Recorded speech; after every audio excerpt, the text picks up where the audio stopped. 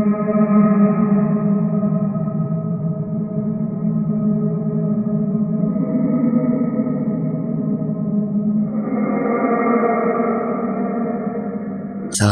warahmatullahi wabarakatuh. Kembali lagi bersama kami, Saksi Misteri. Di video kali ini saya akan menceritakan sebuah kisah misteri tentang tumbal pesugihan. Kisah ini diangkat dari seorang narasumber yang dimana nama dan tempat sudah kami samarkan agar menjaga dari hal yang tidak diinginkan di kemudian hari. Tapi sebelum masuk ke ceritanya, jangan lupa ambil posisi yang paling nyaman dan bunyikan tombol lonceng notifikasinya. Dan cerita pun dimulai.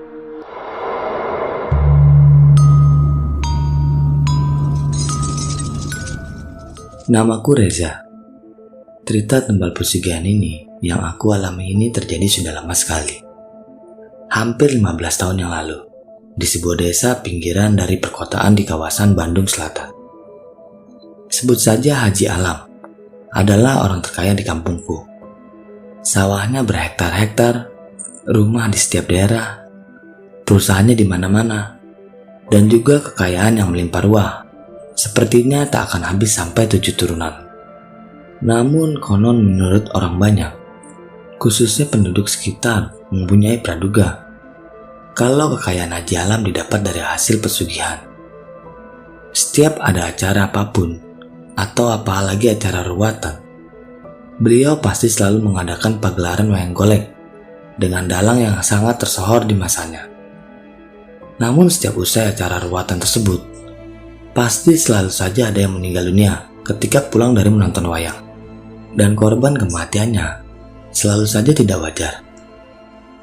Singkat cerita, suatu hari di kampungku, Haji Alam itu membagikan sedikit hartanya pada masyarakat sekitar. Namun keesokan harinya, salah satu yang menerima pemberian Haji Alam itu meninggal secara tiba-tiba, padahal sebelumnya tidak sakit ataupun ada keluhan apapun.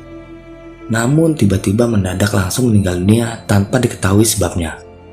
Mulai dari situ, setiap tahun ada saja yang meninggal, entah dari warga ataupun salah satu dari anak Haji Alam, meninggal dunia secara tidak wajar. Hingga yang tersisa hanyalah Haji Alam dan istrinya saja. Namun mungkin karena yang dijadikan tumbal susah didapat lagi, akhirnya istrinya pun ikut meninggal dunia. Dan yang tersisa sendirian hanya Haji Alam saja. Walaupun kekayaannya sangat melimpah, namun dari sinar wajahnya Haji Alam terlihat kehampaan. Tidak adanya keceriaan. Bahkan beliau sering sakit-sakitan.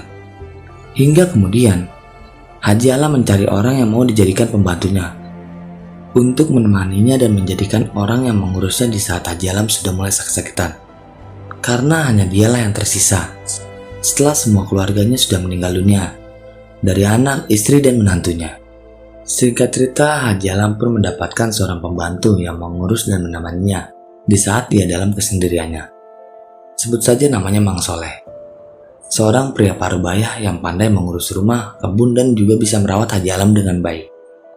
Hingga Haji Alam pun sangat menyayanginya. Hingga suatu malam, ketika Mang Soleh sedang duduk di beranda kamarnya di samping rumah Haji Alam, tempat di mana ia istirahat guna melepas lelahnya, tiba-tiba Mang Soleh mendengar ada satu geraman yang asing di telinganya, seperti sebuah geraman seekor binatang buas. Namun Mang Soleh adalah seorang yang punya ilmu agama yang cukup, sehingga tanpa rasa takut, Mang Soleh pun mencari sumber suara itu. Apa saya tidak salah dengar? Kok seperti ada suara binatang buas, ucap Mang Soleh bergumam. Pandangan Mang Soleh pun mencari ke setiap sudut, walau dalam keremangan malam. Namun alangkah kagetnya, ketika ia di sebuah pinggir kolam renang, Mang Soleh melihat sosok makhluk dengan tinggi besar, dengan hanya mengenakan cawat berwarna hijau, dengan mata merah menyala, dengan kedua taring yang runcing dan bertanduk. Astagfirullah, ucap Mang Soleh sedikit kaget, antara percaya dan tidak percaya dengan apa yang ia lihat. Mang Soleh pun langsung membacakan ayat suci Al-Quran yang ia bisa guna mengusir makhluk itu. Namun makhluk itu hanya menyeringai dan berkata pada Mang Soleh, "Tunggu, bagianmu akan segera tiba," kata makhluk itu. Kemudian makhluk itu pun langsung menghilang begitu saja. Keesokan harinya, Mang Soleh jadi banyak diam.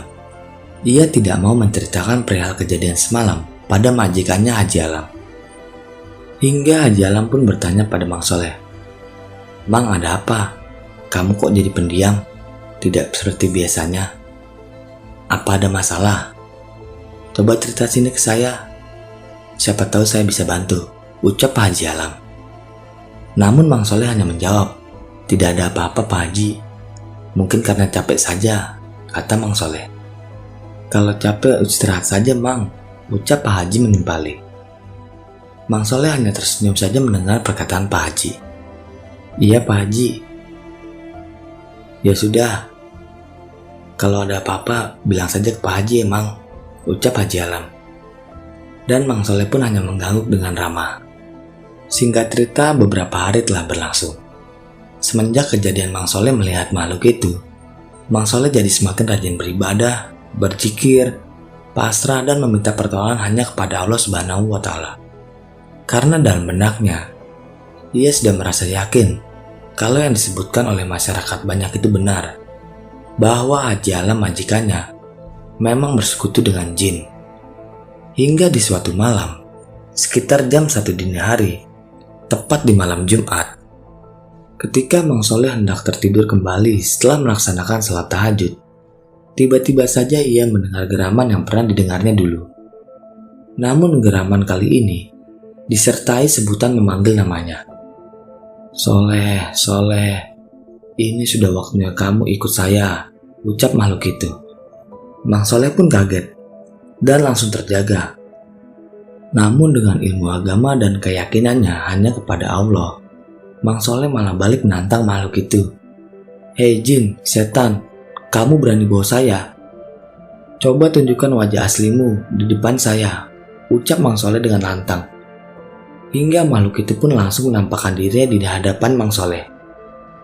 Dan pergulatan batin dan kekuatan spiritual pun berlangsung. Namun dengan kekuatan iman dan agama yang dimiliki Mang Soleh, akhirnya kekuatan jin itu pun akhirnya bisa dikalahkan. Hingga makhluk itu meminta ampun pada Mang Soleh dan berkata, "Ampun, maafkan saya. Saya hanya minta tumbal dan nagih janji kepada majikan kamu. Ini perjanjian saya dengan majikan kamu," ucap makhluk itu.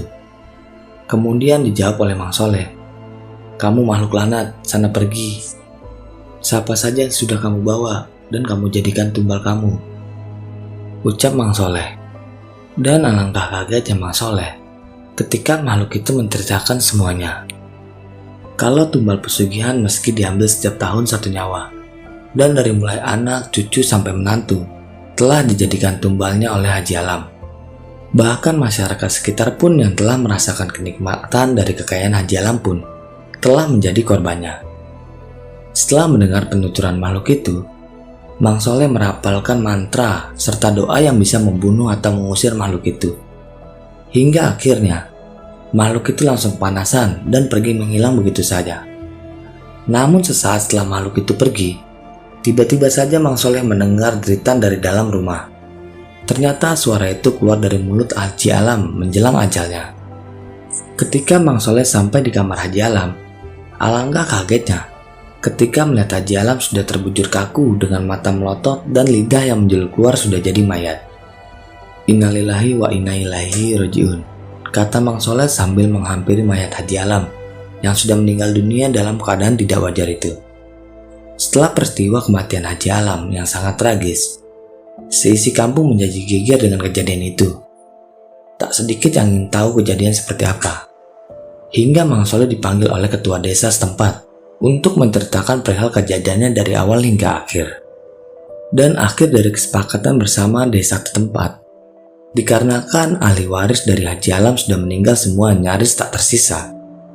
Akhirnya semua kekayaan Haji Alam dihibahkan untuk masjid dan panti asuhan di daerah setempat. Dan hal ini menjadi peringatan bagi kita semua. Sebaiknya mencari kekayaan duniawi adalah hasil dari kerja keras dan keberkahan semata. Karena hasil yang didapatkan dari kemusyrikan hanya akan menimbulkan malapetaka di kemudian hari. Dan cerita pun selesai. Bagi teman-teman yang menonton video ini sampai habis, saya ucapkan terima kasih banyak. Dan nantikan video-video kami selanjutnya.